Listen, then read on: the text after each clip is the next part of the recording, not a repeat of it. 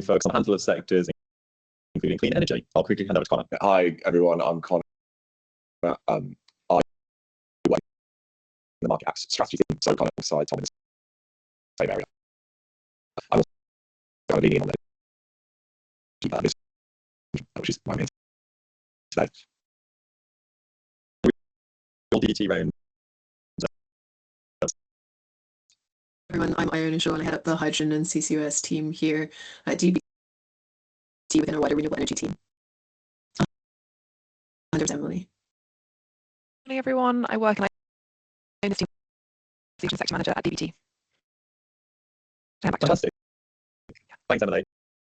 Yeah, I'm conscious of time, but I do think we've got enough of us on the call that if everyone else wants to just quickly go around and sort of say your name, who you work for, and introduce yourselves, that would be great as well. I can facilitate this. So Alex Salidas from StatCraft. I'd like to introduce yourself. Hi, Alex Salidas from StatCraft. So StatCraft are developing a portfolio of hydrogen projects, and I work in the asset team. Melody Cox, I think that's from Desnes, if you'd like to introduce yourself. Yes. Yeah, I am hydrogen services trading competitiveness in business. Great, thanks. I would ask you to go on mute, but I'll just ask you to introduce yourself first and then to go on mute Sure. to Keith. Sure, it's a nice quiet office at the moment, but it won't be soon. I'm Keith Croysdale from Luxfer Gas Cylinders. Luxfer Gas Cylinders are the biggest manufacturer of hydrogen fuel storage systems in the world. Based in Nottingham, made almost all our equipment in Nottingham and ship it out all around Europe and out into Asia and also to a limited extent into America. It's great to meet you all. Thanks, Keith. Caroline Mandora. Hopefully I pronounced that right. Yeah, absolutely. It does get confusing. Hi everyone, Caroline Mantura. I'm with High Rock. I'm Director of Strategic Planning and Development. And one of my hats is looking at market entry into the US and Canada. So very interested to understand maybe some relationships there. Thank you. Thanks, Caroline. Helen Ford. Thanks, Olivia. Helen Ford. I a principal for international advocacy for Valterra Platinum, so we're a PGM miner. Great, thanks, Helen. Matt Kelly. Morning, everyone. Matt Kelly from StatCraft. I'm VP of Hydrogen for StatCraft in the UK. You met my colleague Alex before. We're developing a portfolio of ammonia and hydrogen and hydrogen to ammonia projects, mostly in Scotland. Thank you. Great, thanks, Matt. Mohsen Randewe. Hi, everyone. Yes, my name's Mohsen. I'm based at the University of Birmingham and part of a programme out of the University of Nottingham, which is a centre for doctoral training in sustainable hydrogen. And you'll see from my name, it says PhD Marketing. My research is focusing on strategic objectives and opportunities and barriers for expansion for sustainable hydrogen into the next future decades. Thanks, Mohsen. Nahid Yazdani. Yes, thank you. It's Nahid Yazdani. I am assistant professor in global business operation with interest in trade and international business at University of Nottingham. And also I do work on sustainability project, specifically hydrogen, East Midland Airport decarbonization through hydrogen enabled ecosystems and all of that. So it's the intersection of hydrogen and international business. Thank you. Neil Travers. Hey, good morning. Yeah, my name's Neil Travers. I work in business development for Engen Energy Solutions. We're a hydrogen developer that's spun out from the gas distribution industry. We've got a project in Har1, Bradford, low carbon hydrogen production. So we're interested in hydrogen production and wider distribution and transport as well. So nice to meet you. Thanks, Neil. And Fred, last but not least. Fred Sen. Hi, good morning, everyone. I'm Frederic Senet, Hydrogen Compliance Manager for Europe with Air Products. Air Products is the largest hydrogen manufacturer in the world, and we develop a series of projects both in the UK and abroad around green hydrogen and ammonia. Great, thanks, Fred. I think that's it. I don't think anyone else has joined whilst we've been doing the rounds, so over to you, Tom. Great. Thanks so much for facilitating that, Olivia. And again, it's fantastic to meet you all. It seems like on the call, we've got a good mix of government, industry and academia. So hopefully that will lead to some very fruitful discussions. But without further ado, let's get into the meat of things. So I'm going to present my screen shortly, if it will actually work. But while I'm doing that, the sort of structure of the session will be that we're going to give you a very quick run through of just like what market access is in general, and then a bit more specific background on the Ricardo Fund. And then really, once we've done that, it will be very much open to the floor for a discussion. We're very keen to hear from you. So we're trying to get through this sort of like background as quickly as possible. Can everyone see my screen?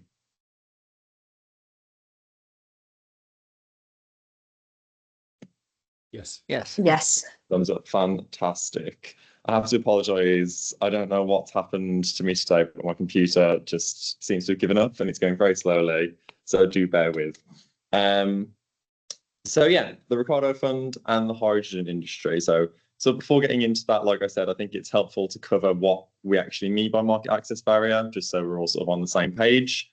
So you can see here, we've got our standard definition of a market access barrier is a regulation or systematic administrative practice that prevents or impedes UK exporters from entering or competing in a given market. You'll see there notes that these are specifically non-tariff barriers. So Connor and I's team tackles pretty much everything outside of tariffs, just for your awareness. And then to sort of bring that to life a little bit more, we've broken it into a couple of different like explanatory categories at the below that as well. So these sorts of things can arise both at the border or behind the border, so actually into the market. They can be UK specific or they can cover all markets. So it doesn't necessarily just have to discriminate against UK businesses. It could be like, for example, a challenging regulatory framework in a market that companies from all countries struggle to navigate. It's like barriers are not always intentional. I'd go one step further and say they very rarely are. It's often just the case of regulatory systems or administrative practices being incompatible through no fault to be the party and trying to find sort of a compromising middle ground that makes everyone happy. And yeah, barriers are often completely lawful as well. So it's not a case of usually these being things that we can sort of raise at the WTO for resolution there. Which means we have to be slightly more creative in how we tackle these things. And then to bring it even further to life, I've tried to bring in some examples of barriers on our system already for the clean energy sector. So none of them are quite hydrogen specific, but some examples are in Norway, we reduced the average waiting time for skilled worker permits. So that was impacting the clean energy sector specifically. And we managed to cut that down from over 100 days to just 38. In Zimbabwe, there were incorrect customs classifications given to renewable power equipment. So they were not getting the duty-free exemptions that they were supposed to be getting. And so we helped to resolve that. And then, yeah, to sort of tie back to my earlier example, in Brazil, we've been working with OREC, the Offshore Renewable Energy Catapult, to go out and do some capacity building with their counterparts in Brazil, where there is simply a lack of a regulatory framework to speak of. So I see it as sort of a spectrum where you have typical market access barriers at one end, which are these examples of things where it's a system that's been in place for a very long time. And as I said, it's maybe just a bit incompatible with the UK one, or there's difficulty navigating it that we need to overcome. And then at the other end, you've got what we in-house refer to as market shaping, which is in these spaces where there's not already these frameworks in place, but we want to get in early to make sure we're shaping them. We're doing a lot of work in standards as well. We're expanding our scope from beyond just regulatory work to trying to influence international standards. So if there's anything in that space that comes to mind as well, please do share with us. So that's what they are. But then how does DBT actually work to resolve these things? So we've got our lovely 5-step process, which optimistic people like to refer to as our fish. Personally, I think that's a bit generous, but you can sort of see the 2-end tail at one side. That corresponds to our identify stage. Typically and historically, our identify stage has been very reactive. It's been a lot of businesses having to come to us first to report these issues. But that's meant that our sort of data has been patchy at best. And so as part of the trade strategy that was published in June, we're committed to be more proactive on our business engagement to identify issues systematically across all of the industrial strategy sectors, which is why we're here today. Identify leads into scope, which is essentially just bulking out the detail that we have on our system about these barriers. And then once we have the required level of detail, it goes into prioritize. There's multiple factors that we consider here. Generally, it's value, resolvability, and strategic alignment, which I can go into more detail if helpful on what those 3 things correspond to. Once we have prioritized, we then go into the resolve stage. I realize this doesn't actually say much about how we resolve these things, but that's because it's a very broad spectrum and it really does depend on the specific issue.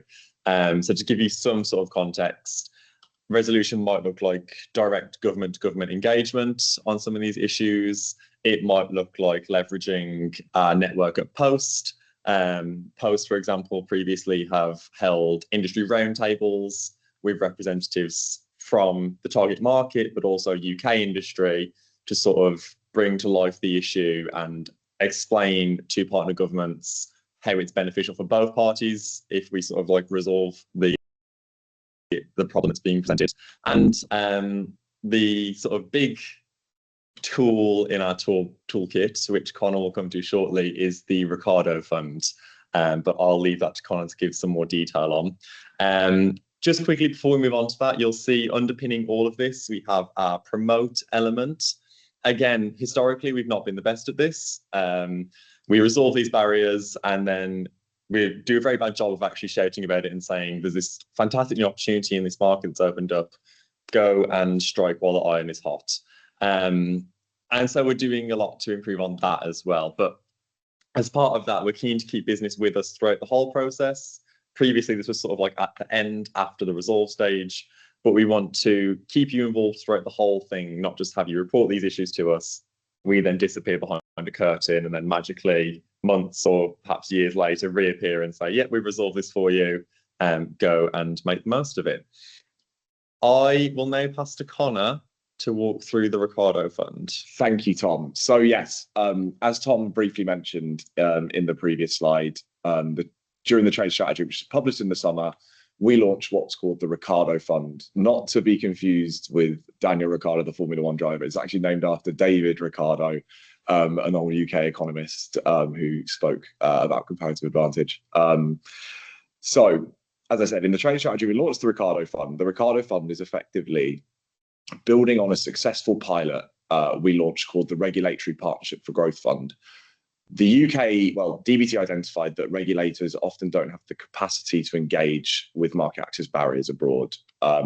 So what we did was we funded regulators. We gave them we funded a fund called the RPGF, so the Regulatory Partnership for Growth Fund, where we funded 2.3 million towards resolving more complex regulatory barriers over a 5-month period.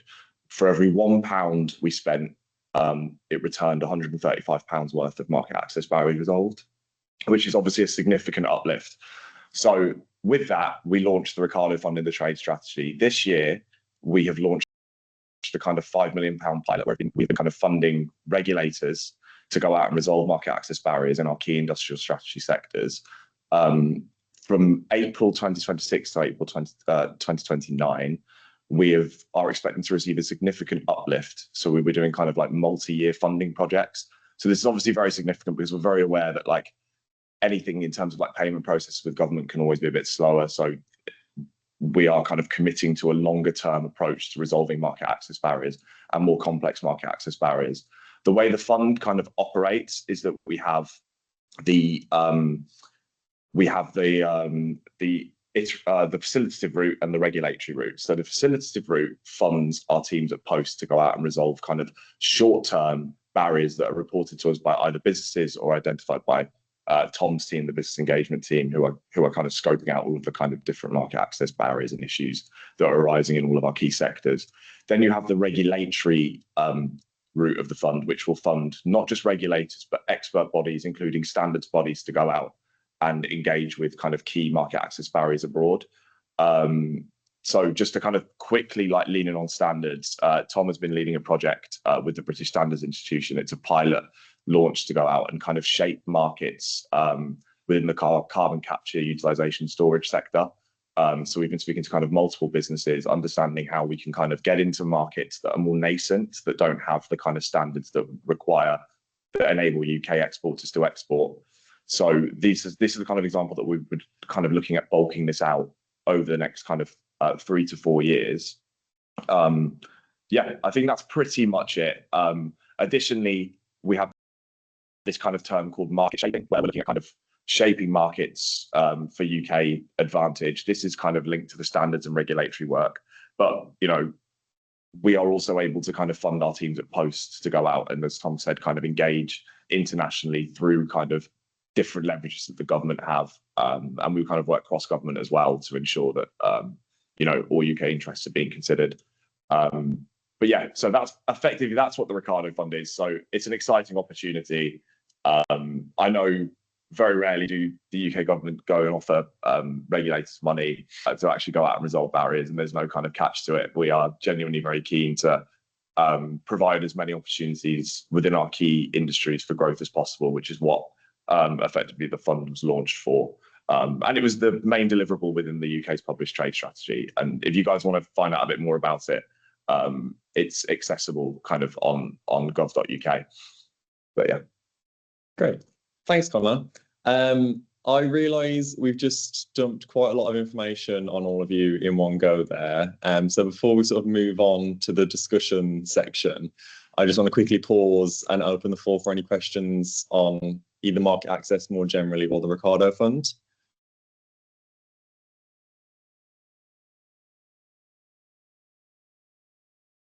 Okay, I think that's a sufficient pause. I see no hands going up, so we can continue. So yeah, we're keen to talk to you today to get a better understanding of multiple things, which are summarised quite nicely on this discussion slide here. But primarily, we're keen to understand what barriers you're facing when trying to export into markets.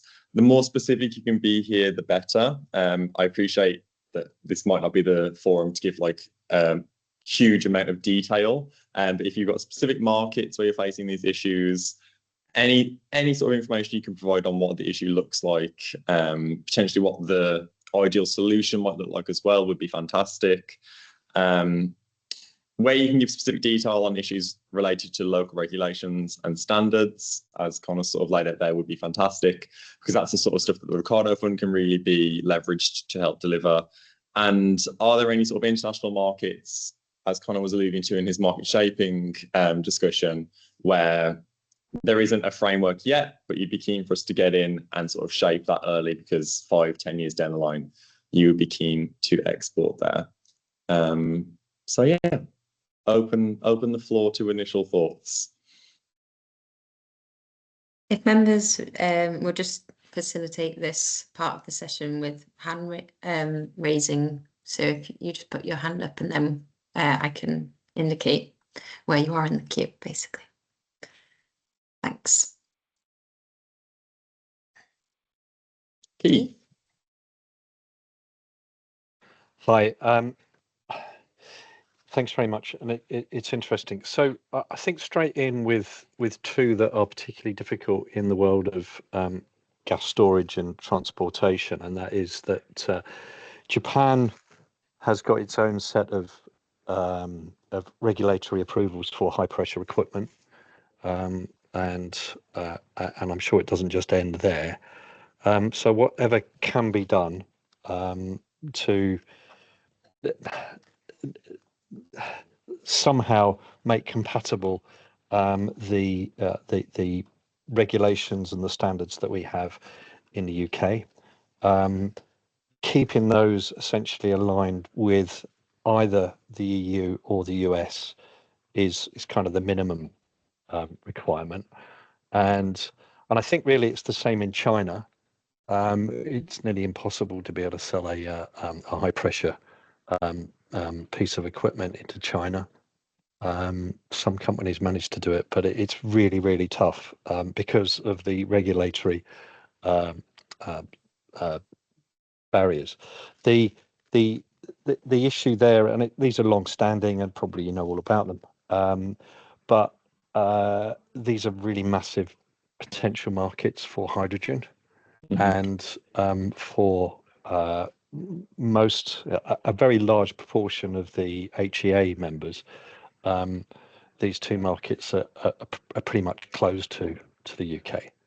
And it'd be interesting to see if anybody's actually on the call, that's anybody that's having any success.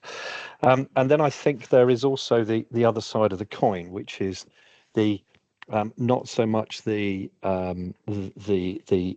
negative, the tariffs and the barriers that are in place. It's the absolute dwarfing of country image when it comes to promoting the hydrogen industry. If any of you have been to any of the shows around Europe and the US in the last 3 years, you'll see that, you know, essentially it's quite hard.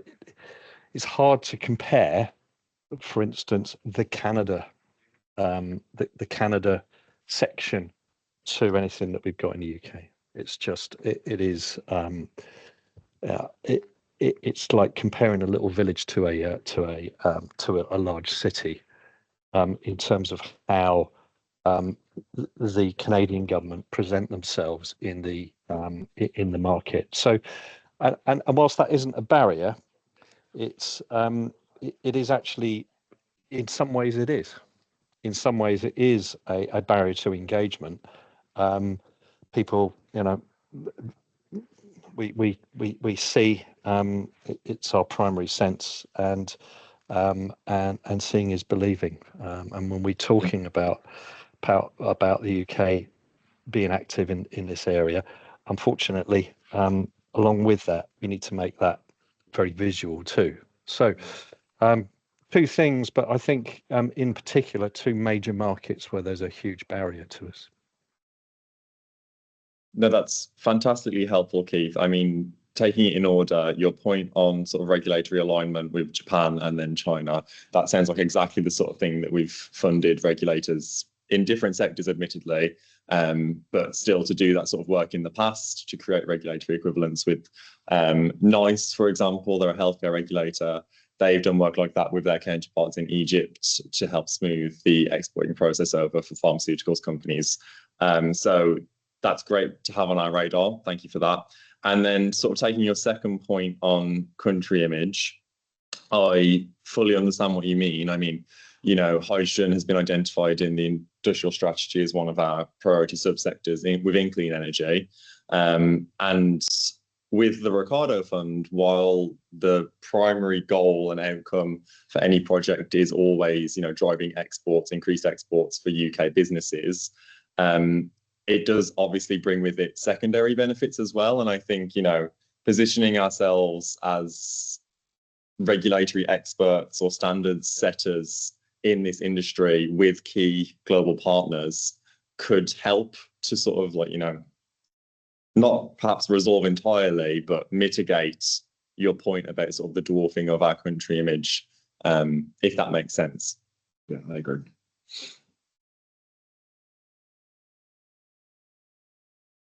Thanks, Tom. Welcome any other members to come in. Caroline? Thanks, Olivia. So just to kind of summarize, HiRock has a new proprietary technology for making hydrogen, but we use methane, natural gas, other gaseous hydrocarbons, and use electricity to separate those molecules into hydrogen and a solid carbon in its simplest form. That means that the focus of many countries on their definitions of low carbon hydrogen or their drive, for example, in Europe, they've really been focused on REFIMBO, renewable fuels of non-biological origin. That drives everybody towards water electrolysis. And the thing is, our technology requires a fraction of the electricity than water electrolysis. We really want to be able to access that market, and we're working quite hard to kind of understand how we might work our way in. But specifically in Europe, that's like quite a disconnect. That plus the gas prices following the Ukraine war kind of made us go, right, we're just going to park Europe for a while and we'll go and focus on the US. And you'll all have seen the US market in the past couple of years, all very exciting, production tax credits, you know, hydrogen hubs all over the place that aren't really hubs, they're really commercial entities, but that's a whole other story. You know, it's all kind of a bit of a house of cards now falling down because all the electrolysis projects toppling over. There are some really big blue projects continuing, and there's maybe 2 or 3 large electrolysis projects that we really see like companies that this is what they need to do to meet their own targets and goals, and that's fine. Interestingly, we got some funding from the US Department of Energy to look at the carbon intensity of our process using their methodology to say, okay, right, actually we do comply and meet the clean hydrogen production standard in the US. We meet the low carbon hydrogen standard here in the UK. But it's the amount of work and effort in every country to be able to go, well, we meet your standards, we meet the requirements, let's please proceed. It's the first question also that the customer often asks. You know, you have these exploratory conversations and it's what they want to know. So for us right now, US is okay. I had to look at Canada recently. I haven't been that focused on Canada, but we do have an opportunity there at the moment. So trying to figure out what the actual equivalent number in Canada is being quite challenging. So that's something I'm working on. But definitely for the EU, anything around like, you know, if you say it has to be this, then you're basically excluding new technologies that are coming along and trying to disrupt the entire market. And that's a bit of a challenge for us. We're not going to be able to wag that dog all by ourselves, right? So there are the odd discussion around do methane, we don't consider ourselves methane pyrolysis because we have a different process. But there are methane splitting technologies that we're all kind of in the same boat, and we've considered getting together as kind of one body to start trying to amplify the voice. You know, there's mixed views when you're a small company, just kind of get on and focus on the single market. But we obviously are trying to figure out where to go next, and it would be much easier for us to service growth in Europe than it would be to service growth in the US. But we're taking our you know, our view that the US is the next place for us to go because it's the next most kind of conducive. The other thing though we did get in the US, there's a hydrogen production tax credit. It's basically been not quite decimated. It's still hanging on until the end of 2027. But the other piece is a tax credit around carbon capture and sequestration. And it was such a funny conversation with an advisor when they said, yes, no, but you won't get that because your process doesn't create CO2. So, you know, fine, but that's the other kind of spin is when you're basically a pre-combustion carbon capture solution, we're pulling the carbon out before you burn it. Yeah. That's a bit of a, you know, it's just a funny kind of different way of looking at it, right? I had a gas client who said, let's be clear, Caroline, I don't really need hydrogen. I just need you to take the carbon out of my gas. So it's yeah, so it creates, you kind of, how you talk about the technology kind of differs depending on who you're talking to. But for us, really, I mean, I'm not the regular policy engagement person. And he was like, you just really need to make the point about European focus on REFIMBO, but I'm telling you a wider story based on my experience looking at the US.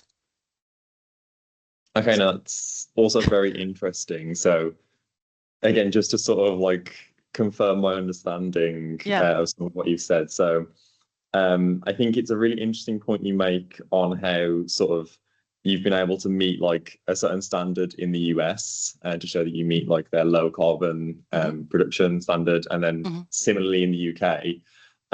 So I don't know whether there's something there maybe on, again, I feel like I'm going to sound like a life sciences nut. I promise I'm not, but for some reason these examples just keep coming to my mind. But there's issues with double testing when exporting pharmaceuticals to Europe. Like we test them in the UK, but then because we don't have like the equivalence of Europe at the moment, we have to retest going into Europe, which is very costly.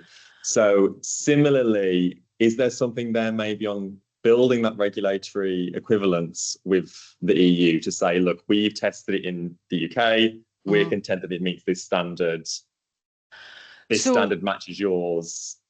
So just to clarify why that's probably challenging is that in the end, the actual carbon intensity would depend on the exact project. So So, and so as a new technology in the US, for example, what they would make you do, so they're in the US, they have like a special software called GREET. I can't remember what it stands for, but I always make the joke in Scotland, to greet is to cry, and it kind of makes you want to do that. It's a very complicated piece of software. There's a spreadsheet version and a kind of GUI version. And there's approved pathways already, right? You can say my hydrogen project uses drop down this technology, and it uses drop down this feedstock, and it drop down, you know, it uses this you know, electricity supply, right? So it builds in all the emissions factors for everything that's going in the first place. So literally you can then kind of spit out what the answer is. All we've been able to do at the moment is kind of produce a kind of standard version. Once, because we're new, what they would expect us to do to be ordered to go through the process and eventually be included in the fancy drop down at the beginning would be to get a project, do, I think it's pre-feed or feed, I forget, I'm sorry, I think it might be pre-feed, to do the initial analysis for that specific project, because the emissions associated with upstream pulling the gas to that site might be 1,000 miles, it might be 50 miles, it might be just down the road, right? In terms of the fugitive emissions associated with getting that gas to that site.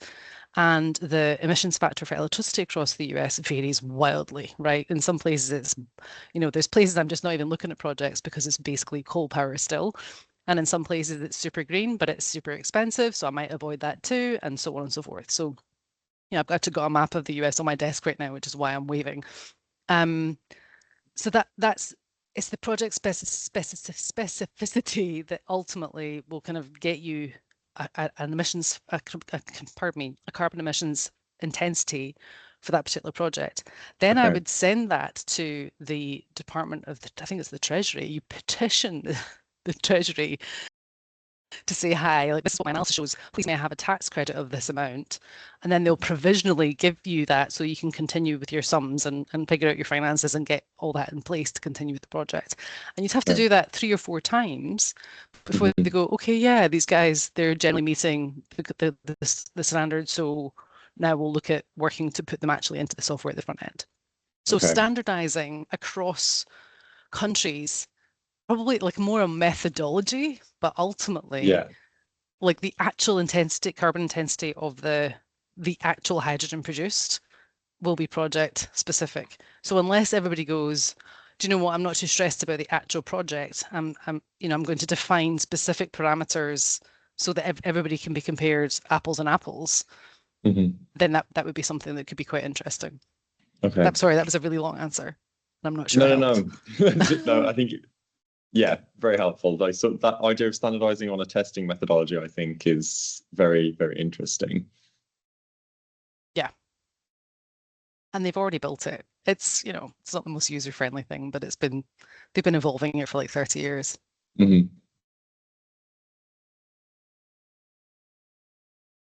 Is there any other member perspectives on that specific point, or on other answering to other questions that are present here?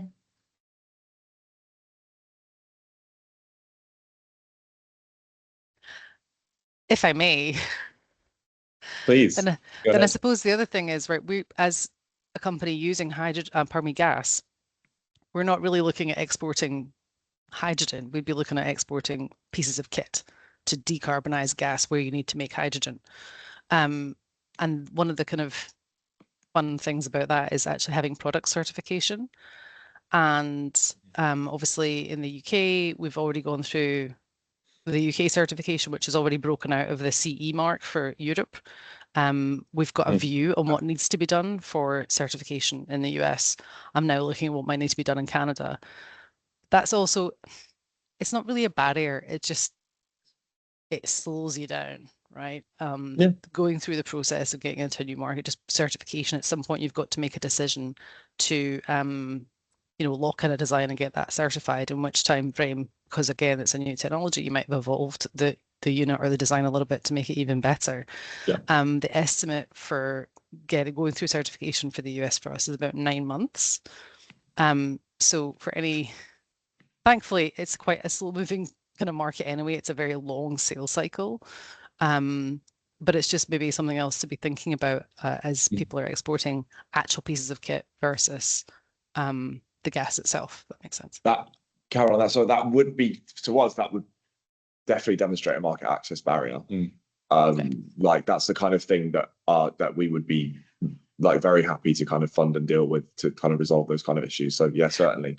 And it's not necessarily something I want you to smash down, but it's just like make it really, really super clear what I need to do, make it really, really easy for us to find the information we need. And then there's state level differences, and don't even get me started. So, that's We've been doing some stuff around kind of state level differences with SMRs with the US, and it's very complex. So it's very difficult.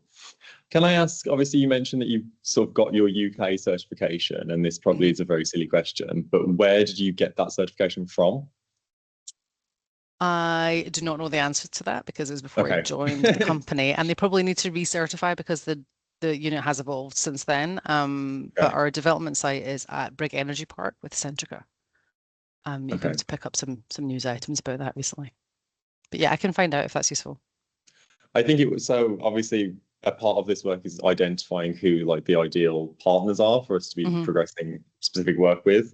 And in this specific case, it sounds like obviously if they're doing the certifying in the UK, they're probably well placed to sort of liaise with their US counterparts and sort of help either clarify the process or potentially trim it down a bit. But let's not get our hopes up too much.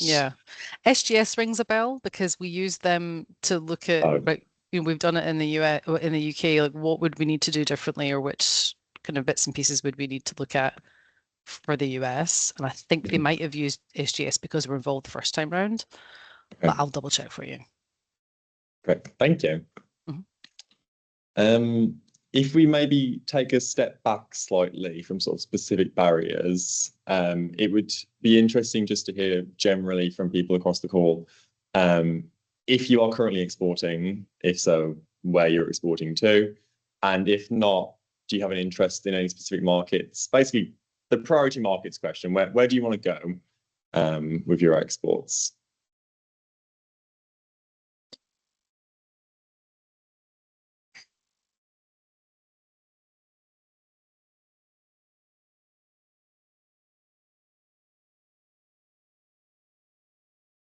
Shall I pick this one off? Yeah, please. Shall I kick this one off again? And I think number one, without looking at my screen to see anybody smile, but somewhere that's got a lot of hydrogen gas available, because at the moment in the UK it's not. It's difficult to answer, but essentially it is related to that. That attempt to inject some humour, where hydrogen is a major growth area in a particular country or in a region, that's where. So in Europe, it's very obvious to understand that Germany and France have got some at the EU generally, but Germany and France in particular have got a lot of projects that are talked about and to some extent are actually being enacted. However, there are still some slowdowns there. I think in the US at the moment for hydrogen, it's a tricky market politically, but that's politicians change. But and that we'll see what happens there. The other markets, I think, which are really important in global terms, are actually China and India and Japan. This is all really obvious stuff, and I think that getting into interesting countries like Chile, where they have a special set of circumstances and rather a similar climatic profile to Scotland and the west coast of the British Isles. There are some sort of relatively obvious areas to focus on, but I'll come back down to down to that fact. Countries that, and maybe that's something that the DBT can work with groups like ours, is actually helping us to identify which countries and actually focusing it using the availability of gas, the political will, and the money that's associated with that political will in different countries to help guide us, focus us as a group, help focus the government, and actually, effectively, if not follow the money, but follow the gas. I did speak for a long time now. I'm sorry I don't have a camera. My camera's properly. I think I'm just going to change it. So I do apologise. You wouldn't want to look at me anyway. Fine.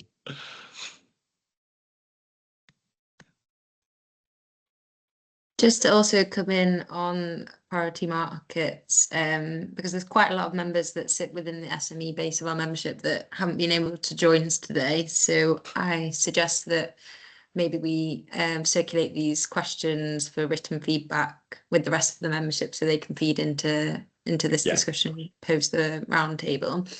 But just kind of from my own insight gathering within the membership, the countries, again, echoing what Keith says, unsurprisingly, kind of the key markets in Europe being the Netherlands and Spain, and the other kind of key market in Asia being South Korea, as well as being kind of priority markets for members.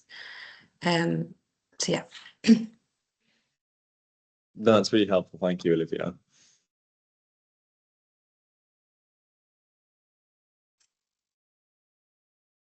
I know there's quite a lot of kind of sorry, Keith. Sorry. No. Well, I didn't mean to. What's your view on engagement? I know that the government, it's always difficult, and there is, but is there room to have a nice open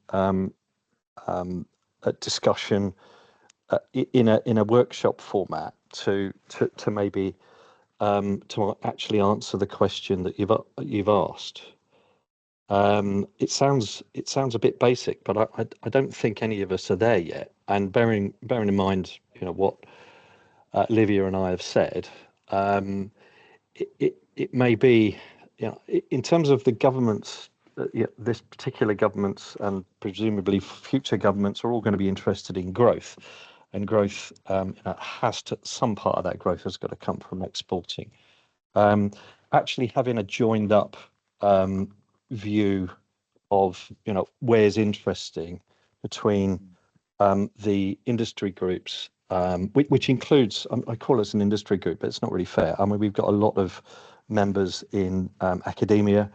We don't have any governments per se. Do correct me if I'm wrong, Olivia, but I think having a joined up approach would be beneficial. But have you got the capacity? Do you? But I don't want to ask it in that way. Is there is there a process? Is there precedent for doing that? What's the view? Just to clarify, Keith, so you mean in terms of like going forwards, us as government joining up with, for example, you guys to sort of build that roadmap together, as opposed to sort of like industry doing one thing, government doing another, but sort of tying together and yeah, 100%. I mean, we're open, and I think you'd find the members are really open to that. And it's not. there is an element of self-interest, but actually, you know, what you really want is people to be, you know, to have lots and lots of self-interest. You know, your government, so you can be a little bit discerning after the meeting, but the bottom line is to actually get that construction, is to construct and build something. But you I wouldn't just say, and I'll get told off for saying this, but not just the HEA. You know, I think there are a couple of other you know, to actually engage with HEAs, Hydrogen Scotland, and Hydrogen UK. We're all slightly different in the makeup of our membership, but actually get, you know, a little working group. It doesn't have to take awfully long, and you could make, if you're any good at this, or we are any good at this, we could have a significant number of members involved. But it's not. It's something that's in my head, but I don't think would be very difficult to come out to perform, and also I think it would be pretty valuable, particularly, you know, I'm listening to Caroline's you know, very different kind of experience to Luxfer's, and the broad range that you would get of experience would be really beneficial. I'm going to let Olivia come in quickly. Olivia, is it sort of related for our response? Yeah, it's related in terms, the HA is happy to support facilitating any introductions for yourselves with other kind of sector growth associations that we work with, whether that be specific kind of other hydrogen associations in the different regions, or whether it's connecting with the Hydrogen Innovation Initiative, kind of with their group of partners that they work with, because they're kind of focusing in the innovation space. So naturally this topic will be particularly relevant. And then other associations that don't quite sit in the hydrogen sector, but obviously hydrogen serves various sectors that are also kind of key sectors in the industrial strategy. So we can support in introducing instructions for like Make UK, for example, if you haven't already reached out to them. But so yes, that's just a point of action.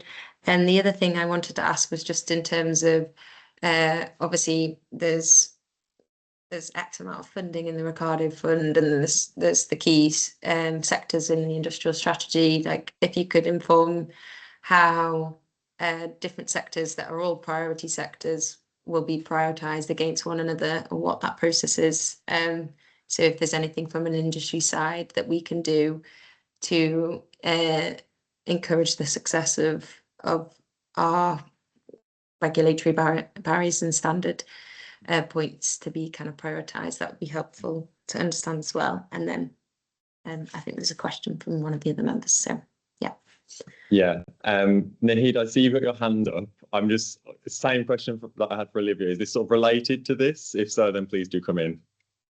Yeah. Okay. Yes. Yeah. So I have my academic hat here in the business school, and I think I can, myself and my team can help you if you come up with the idea of workshop to use techniques to knowledge those maps and run some scenario analysis to quantify all these relationships and factors. I'm happy to take it off the call if you are interested, and if you get to that stage. The other thing is that we can use students' projects. We have many talented students that can help you for free, I would say. But yeah, if it comes to that level, then I would be happy to hear as well. No, fantastic. Yeah, I feel like there's quite a lot to unpack there. So please do remind me if I've sort of like forgotten anything in my response.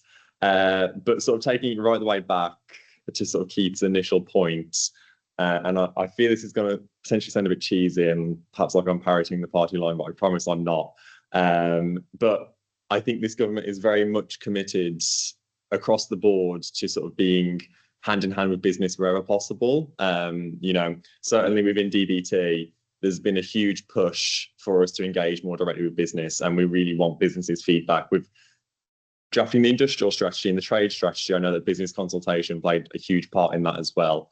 I think certainly this sort of like workshop that you're suggesting is interesting and something that we can be a part of. I do think it would be a broader sort of cross-government thing, sort of looking to Iona, our sector expert in DVT, but also Melody's team in DESNES.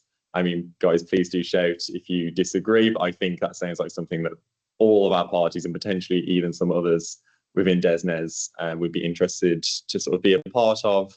So yeah, we'd definitely be keen to join with that.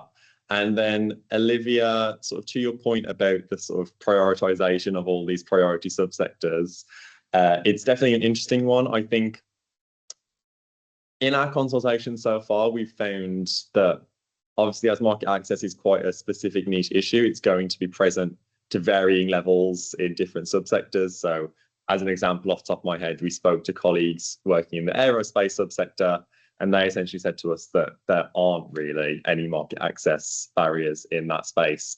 And so that's a very, easy method of trimming the list already, identifying those areas where there isn't that much for us to do.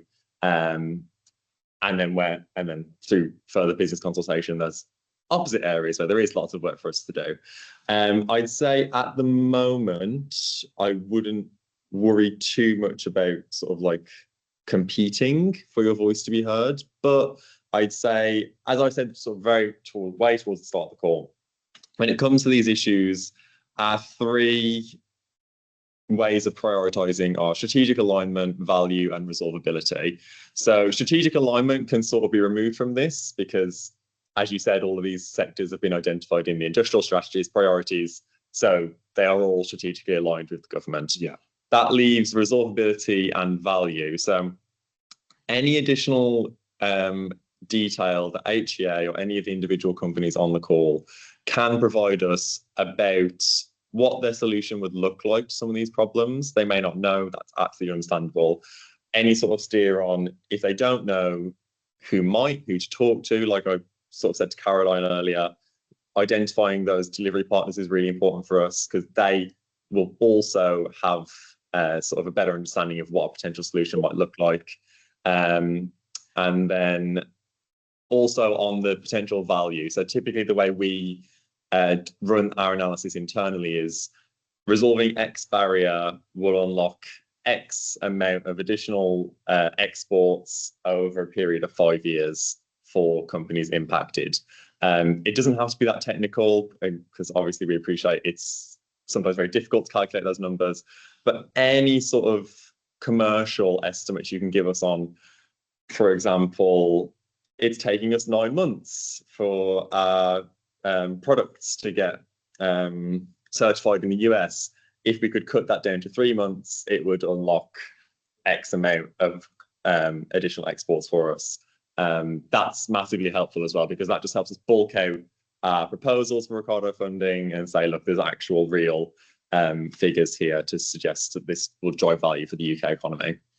I appreciate that that's quite commercially sensitive as well, so please do feel free to pick up with us separately. I'm not expecting you to sort of air that out in front of everyone on the call. Can I just come in quickly again on resolvability? I think it's key to remember that, particularly over the last few years, we've been quite limited in terms of we run kind of yearly projects that it's keen to know that if you're worried, oh, could this barrier take a couple of years to resolve? That's okay.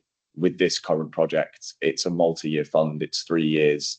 So if something's slightly longer term, it doesn't mean it won't be part of our kind of prioritization. Basically, just keen to let you guys know that if you're worried about it taking a bit longer to resolve, you're worried it might be sensitive, worried it's going to go through kind of more kind of bureaucratic processes to get it resolved.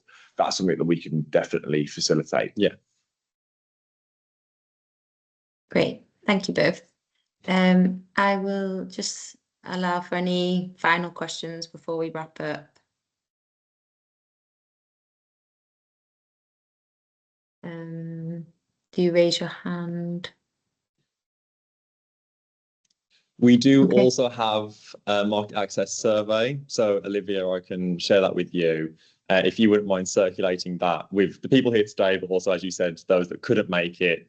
It summarizes the questions that we sort of tackled today, and it's an opportunity for everyone to sort of go away, reflect if there's something that they haven't raised, but then remember suddenly. they can jot down there, perhaps give us some more detail, and also provide contact details as well if you're keen to sort of follow up on a one-to-one basis and have a more focused discussion on this.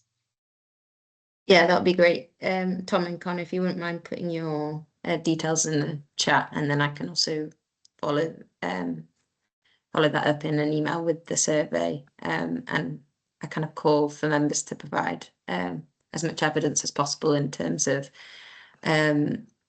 what the economic significance of reducing certain regulatory barriers from, as you said, 9 months to 3 months for just that specific example. So thank you very much. It's been a great session. Thank you for joining, and thank you particularly to Luxfer and HiRock for providing insights. As I said at the beginning, this recording will be uploaded to the member portal area, and then I will send out a separate email with the survey so that further conversation can be followed up. And thanks to the colleagues at DBT for your proactive approach. I think it's very much appreciated from industry to hear that from the Department of Business and Trade. So thank you very much, and have a lovely rest of your day, everyone. Thanks a lot. Thanks all. Thanks. Have a great rest of your day. Thank you very much. Cheers.